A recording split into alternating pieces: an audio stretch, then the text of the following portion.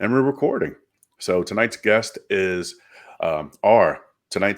are the fellows from uh, the After Action Project, which is one of my favorite podcasts. We have Jeremy Gill and we have Andy Montoya. Fellows, thanks so much for coming on today. Thanks for having Thanks us. for having us. Man, this is going to be awesome. So let's see. So usually what we do is we'll hop right into whatever you guys are passionate about. And um, Andy and Jeremy are both firearms instructors. I met Andy at TACCon last year, the Rangemaster Tactical Conference. Um, can you tell me a little bit about uh, the type of students that you teach, the type of courses that you teach, stuff like that? Andy, you want to take it or you want me to take it? Go ahead. Yeah, so it's we run under the Practical Defense Training banner for our firearms instruction. We stick to our lane, right? A lot of folks say that, but we're mainly dealing with new shooters. Never have I ever touched a gun. I don't know what a gun is. To the intermediate level students, and like a couple other well-known firearms and well-respected firearms instructors in this space, we try to be the gateway instructor, right? So when our students graduate from us, we want to be able to set them up for success with some of the high-level national instructors that travel around and might come to Albuquerque, Denver, Texas, somewhere 6 hours from our students, where if they travel to take that class, they're going to receive the maximum benefit. They're going to be a great student for that instructor. They're going to know how to handle their handgun. They're going to do it safely and competently. And the type of student that we try to attract, and I think we do a pretty good job attracting, are going to be, I don't want to say run of the mill, right? But they're definitely responsibly armed folks. They value their training. And we try to weed out the folks that are looking for the bargain deals. We're not the cheapest outfit in town. We try to stay on the high side of average, so that when our students are in class and with us on the range, we know that they value their training enough, right? Because they've made that financial commitment where they're going to be good students on the range. They're going to be good students in the classroom. And that was a hard lesson that I learned in the class that I was teaching, that Andy was a student in. And we had, one of the students was asking about, drive-by tactics and what do you do if you're in a vehicle to vehicle shooting. So that kind of gave me pause, and I was like, how do I make sure this student is never in my class again?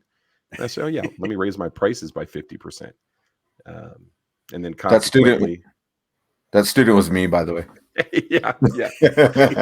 I was like, hey man, let's get you off the streets, get you in the classroom. I don't think it worked.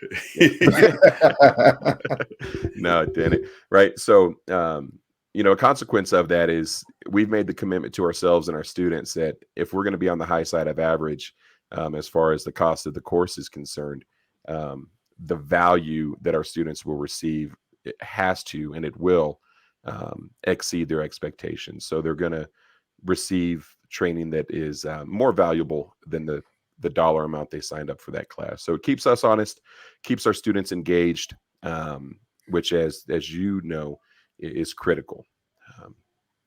So that's I guess a long-winded way to say we're out here just trying to make fewer. We're trying to make crappy victims, right? If somebody chooses to victimize one of our students, at the end of that ordeal, we want that bad guy to be like, holy cow, that was a crappy victim. I'm sorry I chose that person to victimize. And of course, if they're able to have that conversation, then maybe Andy and I didn't do such a great job, but on the range. But that's kind of my goal, is to create crappy victims, if that makes sense. And Andy, you work with Jeremy on the range with these classes, right? It's not just the podcast you guys are together. Correct. I both teach the in-person course.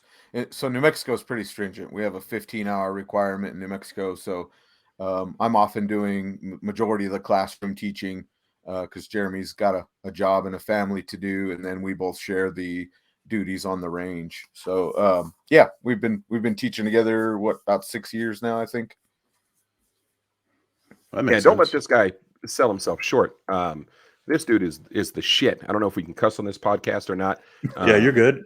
Right, but I have I handle a lot of the admin stuff, right? So we get, I'm usually fielding the phone calls and the emails saying, hey, I'm looking for some one-on-one training. And Andy's the dude, right? Andy's the guy that I'm setting all of our new students up with. If we have anybody looking for some one-on-one training, Andy's the instructor that I send them to, because I want that student to have the best instruction possible, and they're going to get that with Andy. They'll get great instruction with me, but Andy's a much better instructor than I am. So that's the dude right there. He's hands down probably one of the best instructors in New Mexico. And I'm super fortunate to have him on the squad. So I appreciate that. And it all started, I'm going to give Jeremy a little reciprocal hug. It did all start with that first concealed carry course. I moved here from Arizona, came to get my concealed carry permit. Jeremy's the first guy I saw, and I said, man, I want to work with this guy. And we always kind of joke now, and I don't know, Memphis, if you ever have students that come up to you and say, man, I want to be an instructor. And you're like, okay, come see me, get your credentials. And then you never see them again. Well, I was the one that was like, all right, Jeremy, I'm ready. When are we going to do this? And I've been kind of stuck to his foot like glue ever since. Yeah. So when it comes down to gateway instruction, you guys are talking about like permit classes, introductory classes, like very first time people are touching handguns or firing live rounds. Like, are you doing permit classes or are you doing private lessons or what? A majority of it's concealed carry permit. That's where we get the majority of our students from. And oftentimes we will get the students to say, hey, I want more. I want to do some one-on-one. And then Jeremy's created a website to where people have reached out now. And Jeremy could talk a little bit more about that because he's the technical whiz for us. But they'll often reach out and say, I'm looking for some one-on-one training, or I'm looking for a little bit more than concealed carry. And then we'll go into the one-on-one training stuff. And then on occasion, we'll do some defensive pistol too. Man, that sounds like a lot of fun. So next time I'm in New Mexico, yeah, I'm definitely going to hit you guys up. Practical defense training in New Mexico. Like, where at in New Mexico? Where are you guys close to? the crime. So Albuquerque, New Mexico. Yeah. So if you zoom in on New Mexico, where all the hot spots of the crime is, you're gonna key in on Albuquerque, New Mexico. Pretty much almost dead center of the state. We have I-40 and I-20, two major highways that cross through here. So Right on. So I learned about Andy from the Range Master Tactical Conference, but when I learned about Jeremy, that was from the After Action Project, from the podcast that you guys, I think it's weekly that you guys release episodes, and you guys have been having some really, really cool episodes lately. How long have you been doing that, and what gave you the idea to start up a podcast? So we've been doing it for a few years now, and we're on like episode 12. So initially, right, it was, I'm coming home from work one night and I'm like, man, I have all this extra time. What can we do? And looking at the podcast space, and we're good buddies with Sean Heron of the We Like Shooting podcast and Firearms Radio Network. And I was like, man, it'd be pretty cool to have like the students' perspective on firearms training courses, right? So how cool would it be if if I was, to go attend these classes and do an after action report, on a podcast. And I said, man, I can't do that, right? I can't take a weekend off every month, or 4 weekends off every month. But there are probably enough students going around right now, probably enough students every week or weekend taking a firearms course somewhere. And then I was like, man, maybe we'll do a 2-part podcast. Part 1 is the student, part 2 is the instructor. That way we have an honest opinion of the course from the student, and then we can kind of have the instructor backfill and kind of share some of their insight and philosophy on their training methodology and how they teach and what they teach. And logistically, that was a nightmare, right? As you know, Memphis, it's a difficult scheduling people and blocking off that time. So it morphed into a podcast with the student and the instructor. We try to focus heavily on the student's perspective. And then the instructor's there to kind of to backfill and that information. But it's selfish, right? Like it's there are a ton of guys out there doing classes. The majority of these podcasts that we do, we're like, all right, man, put that on the list of guys that we need to train with. So, and then Andy has provided insight and taken my kind of 10,000 level idea of this deal and really honed it in and driven me and driven us to what it is now. And Andy could probably share some battles that we've had in the beginning with my stubbornness and how he's kind of helped shape and mold it into what it has become. Yeah, I don't know if you see, I got a scar right over one of my eyes. I think that was from Jeremy probably headbutting me at one point but yeah, we did. Jeremy's like a brother to me. He's family. He lives 5 minutes from me. We started out, yeah, we're going to teach together. And then it was kind of, well, I want to do it my way and you want to do it your way. And then we kind of butted heads. And then one day, all of a sudden, it just seemed like it kind of clicked. And I couldn't have a better partner teaching because we both bounce things off each other. After range days, me and him will shoot and we'll compete against each other, which has also made me a better shooter. And me having the ability to travel and go to TACCon and all these other courses, I'm able to bring these to Jeremy and say, hey man, check out these things. What do you think of this? And we've really been able to hone in something really good with not only practical defense, but with also the after action project, because we both have the experience of both being a student and an instructor. And I think it's just worked out really, really well. Man, that's such a cool idea too. Just getting up with folks. Like, what kind of classes really attract you to like make someone kind of a guest? Like, what would you have to hear about someone in order for you to say, I want to have them on the show? Part of it's easy, right? If you're in the gun industry, the big names in town, who you want on here. You want the Clint Smiths, you want the Tim Herons, you want all of the top people, you want the Memphises on there that's coming up. But for me, the way I started like learning which instructor I wanted was actually going to their courses.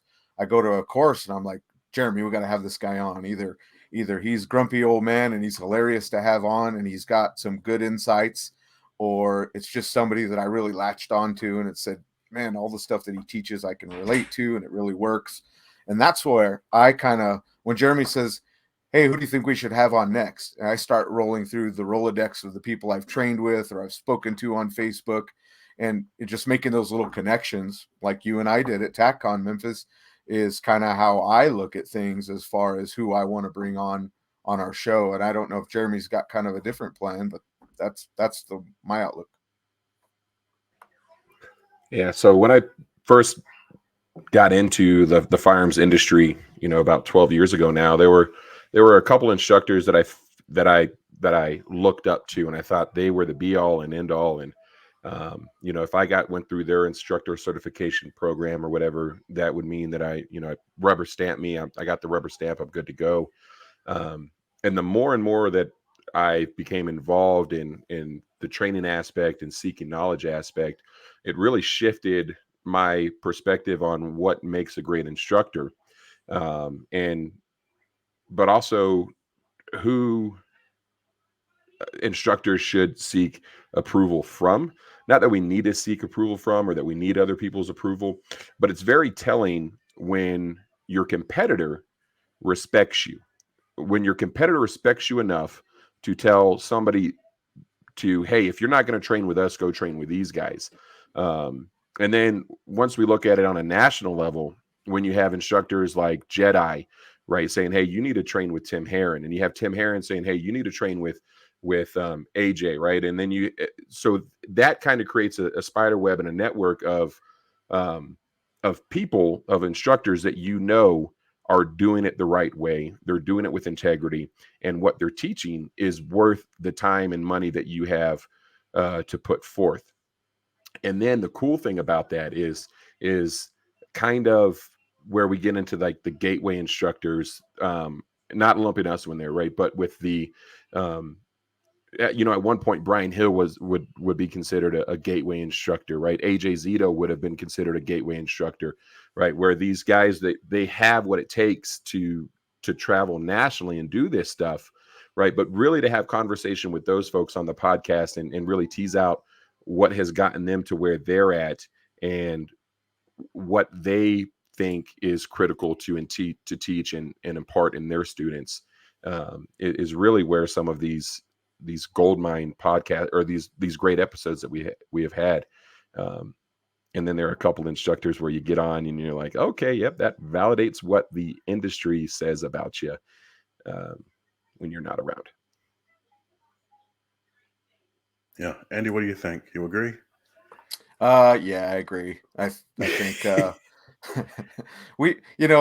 don't want to pick out any specific guests, but we've had a couple guests on our show that it indeed, Jeremy hit the nail on the head. It's like, oh, okay, now we see all the little discussions, and I'm one that's not afraid to kind of poke the bear on occasion. And there's a couple instructors out there that have been on our show that I'm not fans of, and they still have a good product, some of them, and it may be a personal thing, but yeah, I agree with Jeremy. There's times where we've had some instructors where I'm like, oh, well, we're not going to have that person on again, but being an after action project, what we do, obviously it's really easy. We're going to come on and we're going to talk about this instructor's course and what he does great and what his niche is.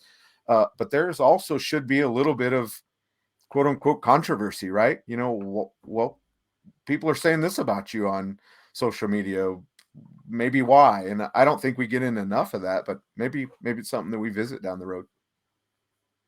Okay. So let's see. I think we all have an idea of what our perfect instructor would look like.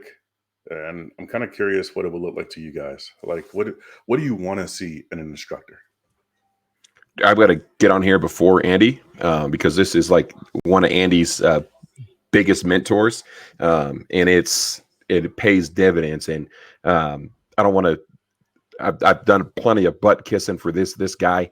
It's not butt kissing; it's totally deserved and earned. But Tim Herron is, when I look at, a couple years ago, before I met Tim Herron, I took a class. And then after taking that class, I committed to myself that I would not take a class with an instructor who doesn't have standards. And because an instructor that doesn't have standards, that's the easiest way to have if you don't hold your students to a standard, how do they know if you taught them anything or if you made them better? I can take a student that's never shot a handgun before, let them shoot 100 rounds on the range without any instruction. And after they shot that 100 rounds, they're going to be better than they were before that 100 rounds, right? So it's real easy for instructors to hide behind not having any standards.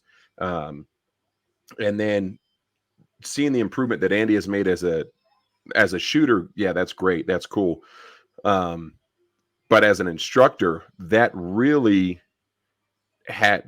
it was like an aha moment for me, right? Because it was not very long after Andy had trained with Tim Herron that he exponentially became a better instructor.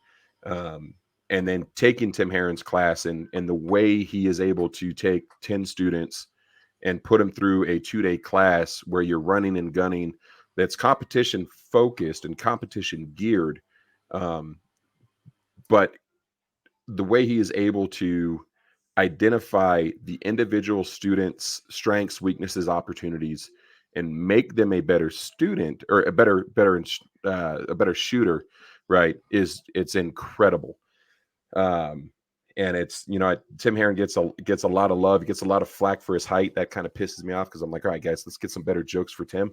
But Tim is pretty close to the gold standard in my mind for instructors at the instructor level, right? Like the fact that he's, in the last year or two, he's launched and he started offering an instructor development courses is freaking awesome, right? Because I don't think I've taken a couple instructor development courses, but he actually teaches you how to like figure out how students can become better shooters and how to do a better job instructing. So Andy, you're going to have to come up with another one as I took Tim Herron. That's messed up, man. Cheater. Who's a perfect instructor for me? And I don't know. I think it really varies. you know, the easy answer would have been Tim Herron, because when I was just like just about every other instructor, right? You go to the NRA and you learn a couple things from the NRA, and man, that's it. I'm an instructor, right? I don't need to know anything else. And then I was with Judson, who is usually a co-host of ours. He was my training counselor, and then one day we were talking about how they were going to go to Thunder Ranch, him and another friend, Tim Knight. And I said, well, do you got room in the back for me? Kind of joking, not joking. And he's like, well, it's a private course. It's kind of expensive. Are you serious? And I said, hell yeah, I'm serious. And then he said, let me make a phone call. I'll call you back. And he calls me back. He said, hey, Tim said you're in. I put in a good word for you. And next thing you know, I'm at Thunder Ranch. And that was like, holy moly, this is what gun industry famous guys are about, right? And then it just kind of gave me a little bit of a bug of, okay, I did that. Well, let's see what this guy has. Well, let's see what this guy has. Let's see what this guy has. And then it turns you into this training junkie. But all through that in the beginning, I had an issue with my right hand because I have one finger that's damaged from a car accident. And every single course I brought it up to the instructor. Hey, I'm having this issue. It's causing me pain. It's causing me to shoot low left because I can't get a good solid grip. I don't know what to do. And course after course after course, I would leave and I'd tell Jeremy, same issue, man. No one's been able to really dial in to help me. And it's not because they're not great instructors. Time constraints, student constraints, all these little things. And then one day in comes this Tim Herron guy, and he said, well, do this. And it worked. And you know, now, as Jeremy said, I've turned the corner into becoming a better shooter, a better instructor, because I've been able to watch Tim's passion. Not many guys have that in the instructor world. There's a lot of great, wonderful instructors I've trained with, but for some reason, I'm going to steal it back from Jeremy. Tim's just really helped me a lot. And he's somebody that you could call him on the phone, you can text him, you can reach out to him. He will always answer your question. He's always there for you. And when you do something amazing, you know, I'll give you one quick example. We were practicing draw from one shot to speed up my draw speed. And he's like, I'm going to get you under a second. I don't care if we're here all night. And when I hit that 0.89 draw to one shot to the A zone, I thought he was going to jump out of his own skin. He was so excited for me, knowing that he saw something that he saw my face, just so excited that I was able to do something like that. And all the thanks to those instructors that really want to give you the passion, you know. So I don't really have a perfect instructor so far. Tim has been it. Now, when you move into like self-defense style stuff, you think of the late William April. They have all these other little niches that us as instructors, we want to learn. You know, I don't know. One day maybe somebody else will replace Tim, but right now he's it. Dave Spalding also had, I mean, when you came back from Dave Spalding's class, you had some great insight for what we do specifically for this defensive shooting. You know, so I'm just kind of going through folks that, you know, the classes that I know you've taken, where I'm like, what are some other instructors that, you know, that I noticed when you came back? It was kind of a new little spark or a different spark. And Dave Spalding was one of those instructors for you. You know, Brian Hill, you know, after attending their training event, you know, seemed like you learned a ton of information over there. So, yeah, it's, you know, it's like I said, with the niches, going with Brian Hill, Complete Combatants Quest 22 with Brian Hill, Tim Herron, and Scott Jedlinski, working with Jedis, you know, how to present the dot and his wave technique. I've heard different things about it, like, you know, it's a repeat, blah, blah, blah, blah, blah. I tried it. It actually really has improved my draw to first shot, because now I'm using that ability to drop that dot in, you know, at the 12 o'clock. It's something that really helped me. So each instructor has helped me learn something, whether it's been both good or even bad. As Jeremy said, we've taken courses where there were no standards, and it's like you leave there and it's like, well, what did we do? You know, one instructor told Jeremy, sorry, I can't teach you anything. You're as good as you're gonna get. And everybody else, we got yelled at that, hey, you guys all shoot low left. And then we left the range. And then day 2, nothing was improved on it. So that tells me, hey, don't do that to other students. Man, you guys hit on some really cool points. Maybe you're psychic because you're starting to like read my mind on some of these questions that I'm coming up with right now.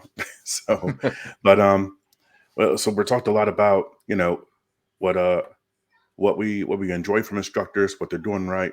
I want to hear from you about uh, what they may not be doing right and what they need to stop doing.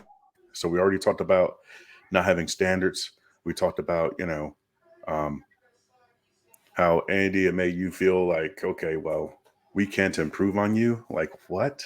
That's crazy. So give me some other examples. Like what else? What else do instructors need to stop doing? Andy, you want to start this one off? I kind of soapbox on this. Yeah, a really big one for me is ego, right?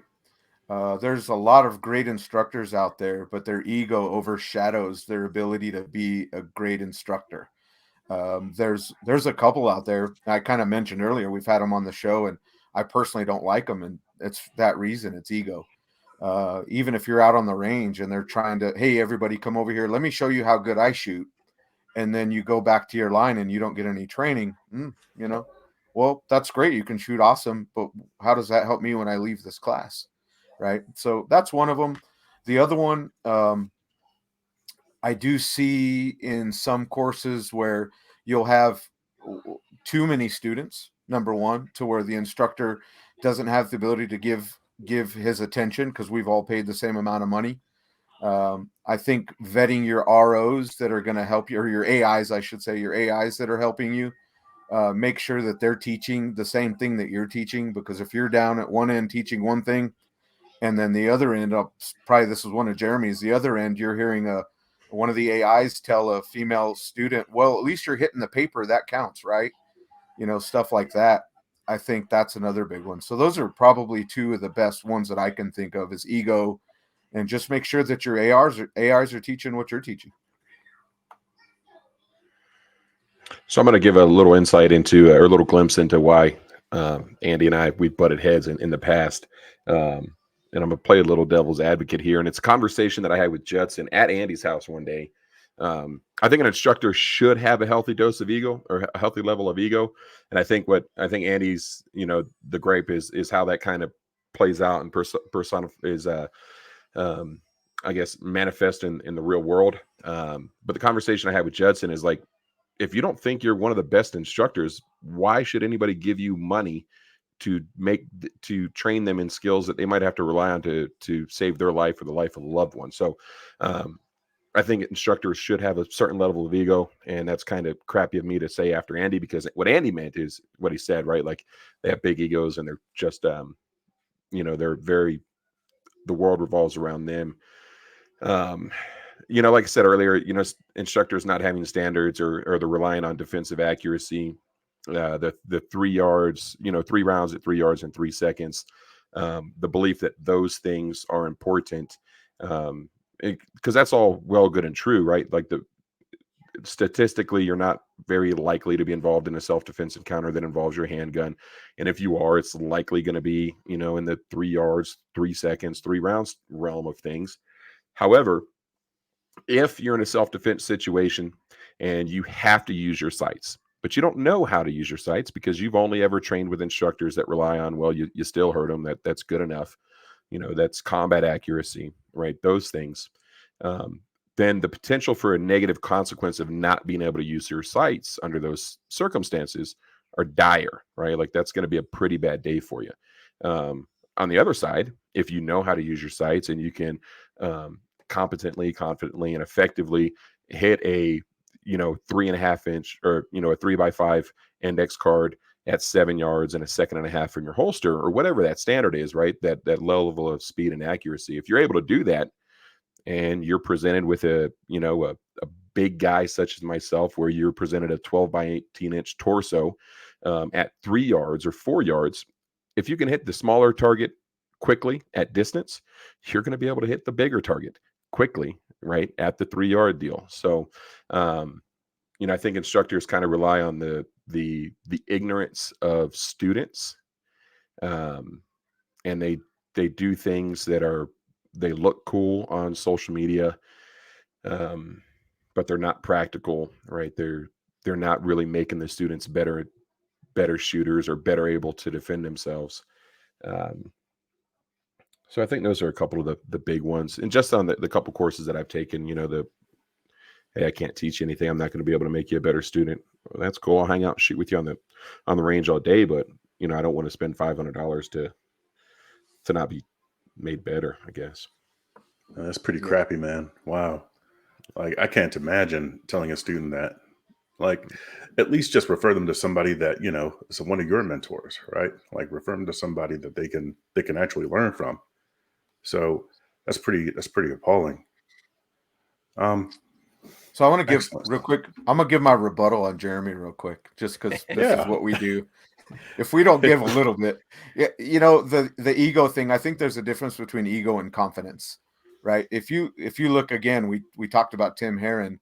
Tim Herron has zero ego, and the guy will literally do whatever he can do to make you a better guy, and he won't make you feel like you're smaller than he is. There's that short joke, but there are other instructors that their ego is beyond confidence, right? I think if I'm going to pay good money to go see an instructor, he better be confident in what he's teaching me, because I don't want somebody that can't be confident, because us as instructors and students, we're going to see right through that, right? So I think that's the difference. I think confidence is important. I think ego is where the line is crossed. That makes a lot of sense. That fills that out nicely. Man, good stuff. So one thing that I want to see more from standards is some kind of justification for standards. You know what I mean? Like, okay, if I can understand us doing the FBI qualification, but tell me why we're doing the FBI qualification. Is it because it's court defensible? Is it because it's, nationally recognized? Or is it because this is what I did in the academy back when I was in? I mean, like if you can relate it more to like what we do, then that helps.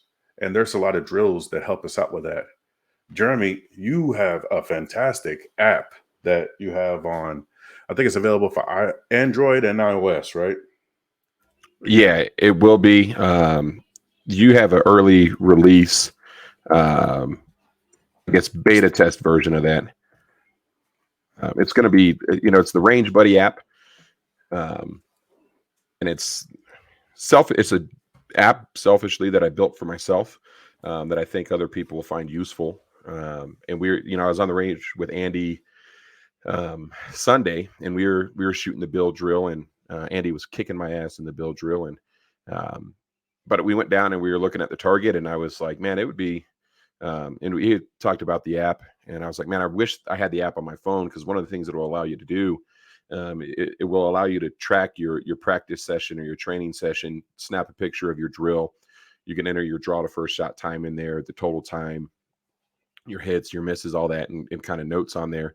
But that way you can look back and you can see, hey, I shot the bill drill last month, right? And I shot it in, it took me X amount of time. My draw to first shot was, 1.4 seconds, or in my case, like 1.6 seconds, 1.8 seconds. So you can really see it that you can really track and see the improvement that you're making or you're not making. But it's at the heart of it, it's a collection of different shooting drills. Right. So it has, the bill drill in there, the 5x5, the ambidextrous drill. It has a bunch of the range master drills of the month. But if you go to the range, say, if Andy and I go to the range and we bring out a couple USPSA targets, you select the USPA target filter or whatever, and it will show you the different drills that require a USPSA target. And then you can say, okay, cool, this is the drill that we're going to shoot today. There's a leaderboard integration in there. So if Andy shoots the drill, I shoot the drill. I can see how bad I kicked his ass in that drill or how bad I got whooped. So that's kind of where, for me, it's, if I'm going to go to the range and I'm going to shoot 50 or 100 or 200 rounds or whatever it is, it'd be cool to have, a catalog of shooting drills that I could choose from. based on the target that I have available. So that's kind of where, the idea for Range Buddy was born from. I think that's going to be a great tool. I think the biggest tool about that is, yeah, I have a stack of IDPA targets. So what can I do with this? I'm sick of doing 5x5s. Let me do something else, right? Another thing is a lot of people, myself included, we usually have like a range logbook. We'll take a logbook to the range, and that tells us what we did, but it doesn't tell us what our buddies did, right? So now we can see where we stack up on the leaderboard, and those folks at the bottom of the leaderboard, it can push them to improve, hopefully. So, Andy, have you tried out this app? Like, are you beta testing it as well? Yeah, I really like it. I'll be honest with you, I'm kind of lazy when I go out to shoot. And then I'm just like, I'm going to go out and shoot. I'm going to do something.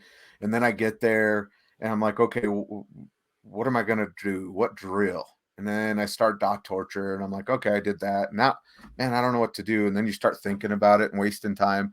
Having this app and having the ability to take your app and scroll through there and look at different drills and say, man, I've never tried that, or I want to beat my previous. It's really, really amazing to be able to have that in the palm of your hand. Like, how many drills have we gone on Google and we've gone to our favorite instructor and we've printed out their drill sheet or whatever it is?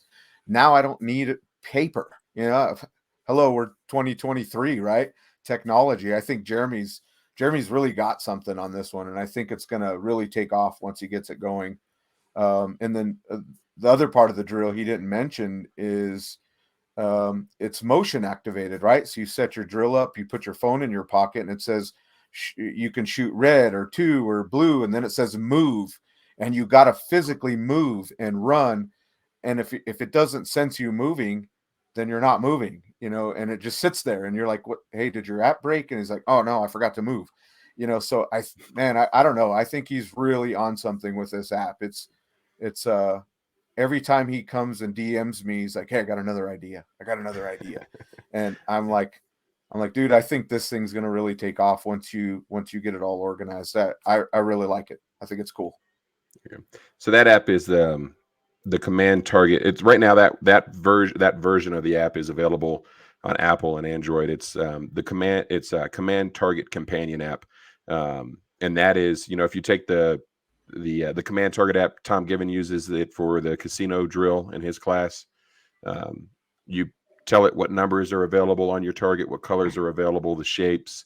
It will randomly choose one of those targets for you to engage. It'll call it out as red. Then you have to shoot the red target. It has the random move commands in there if you enable that feature. So it'll randomly tell you to move. Once it detects you stop moving, it'll call out another target. So that was one of my initial passion project apps. And again, it's just, I'm socially awkward. Andy and I work opposite schedules, so if I go to the range by myself, I don't have a range buddy to call out the commands for me. Right. So if I want to use the command target and do something that causes me or requires me to think a little bit, all right, I'm out of luck. If you don't have any friends like me, you're at the range by yourself, then you pull out this app, and it's your range friend, and it will call out those commands. One would think that I intentionally just shield away for his second app, but I didn't, because I kind of melted them together.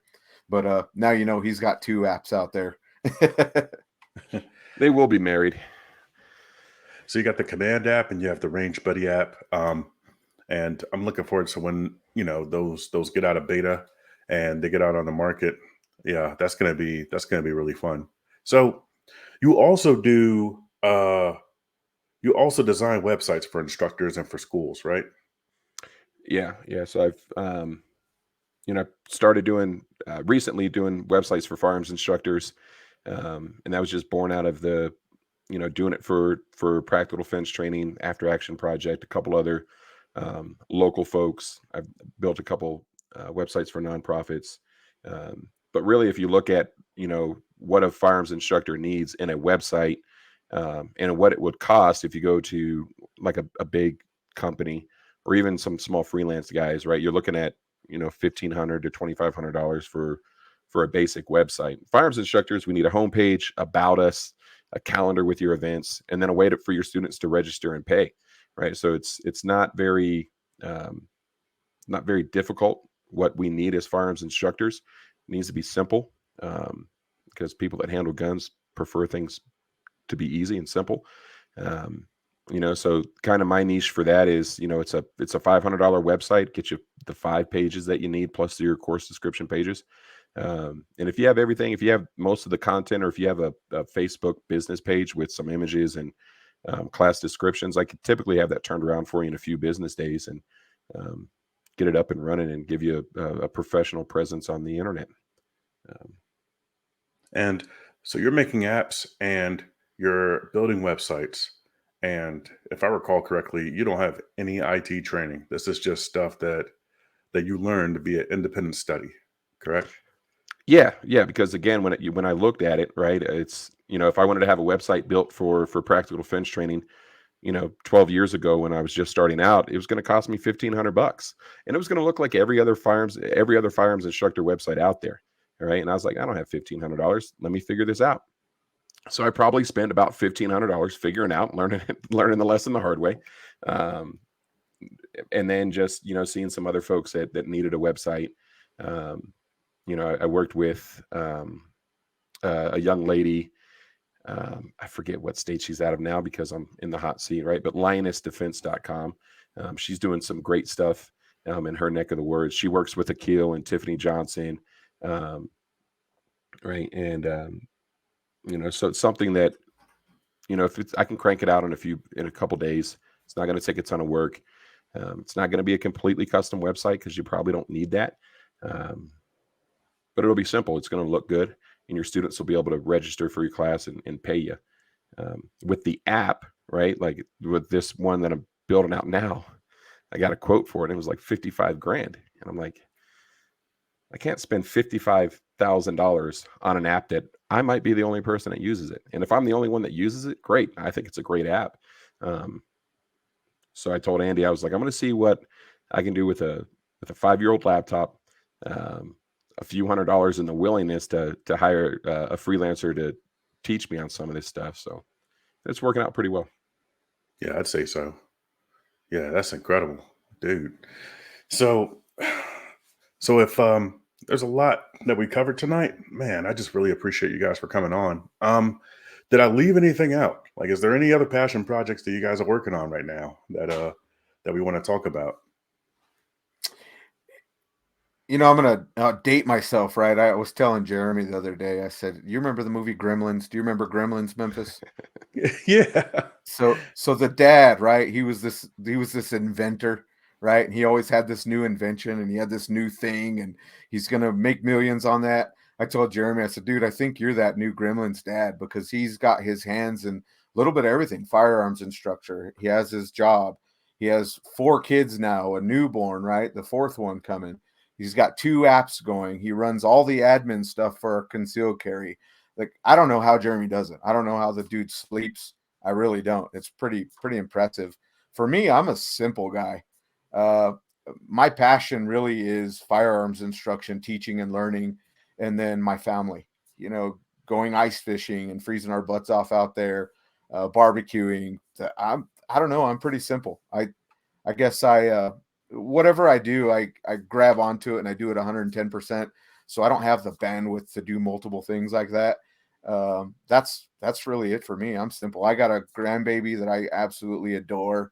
And that's, family. Family's just important to me. If it's not self-defense and my paying job, then it's family. That's it. Oh man. How old's your grandbaby? He is 6 months now.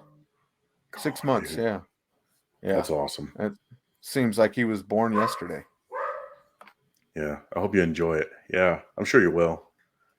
Andy looks good for 60, huh? If I look like that at 60, yeah. So Same. we got a lot going on here.